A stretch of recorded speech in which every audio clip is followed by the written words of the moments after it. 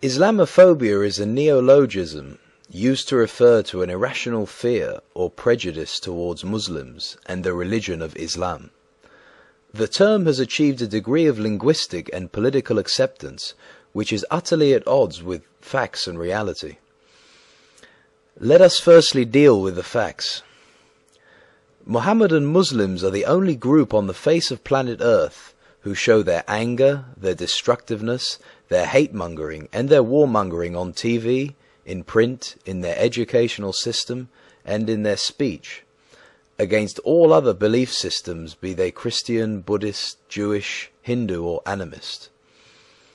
They are the only group who show their manifestations of hate and anger while holding their holy book, the Quran, in one hand, and guns, grenade launchers, swords and daggers with the other. They are the only group who, while demonstrating their hatred and anger, shout and call upon the name of their God with their terror verse, Allahu Akbar. They are the only group who, in the name of Allah, slaughter unarmed and innocent civilians by the sword, suicide bombings, beheadings, blowing up planes, buses, trains, etc., etc. Of all the acts of terror and aggression in the world today, Mohammedan Muslims have the pride of being the number one in at least 55 countries in the world, on 4 continents.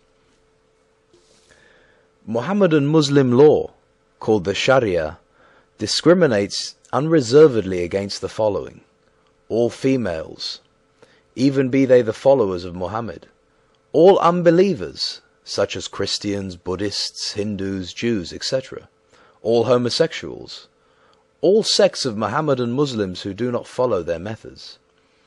Mohammedan Muslims burn and destroy the holy places of other religious groups, such as churches, Buddhist temples, Hindu shrines and synagogues, without remorse. Mohammedan Muslims show nothing but utter contempt for the beliefs, property and lives of all those who do not believe as they do.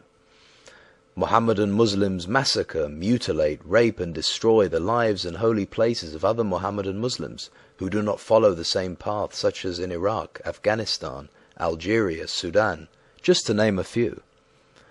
Mohammedan Muslims in the Western democracies, while hiding behind their freedoms of speech and belief, declare in public and in the media that they intend to turn the Christian democracies into replicas of their depraved belief systems. Most Mohammedan Muslims in the world, the so-called silent majority, rarely demonstrate against these inhumane, depraved and sickening acts, conducted daily in their name and in the name of Islam. One can understand and sympathize with those Mohammedan Muslims who live under Islamic governments and live in fear of being in the opposition, but those who live in democracies have no excuse whatsoever in not showing their disapproval, disgust and anger at those who are allegedly bringing Mohammedan Islam in disrepute. It is one of the greatest ironies of history that it was Muhammad himself who said, "Silence means consent." Hence the silence of the followers of Muhammad in the West does mean that they consent to what others are committing in their name and in the name of Mohammedan Islam.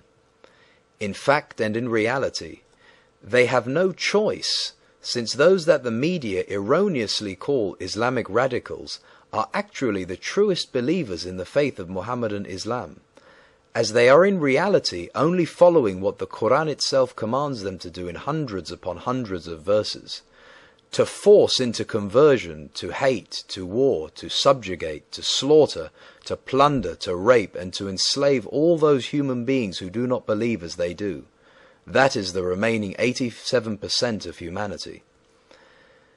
If all the above items which any and all sane human beings are watching on TV, reading in the newspapers or listening to on the radio do not justify being afraid of Islam, what will? Mohammedan Islam is radical. It has no shades.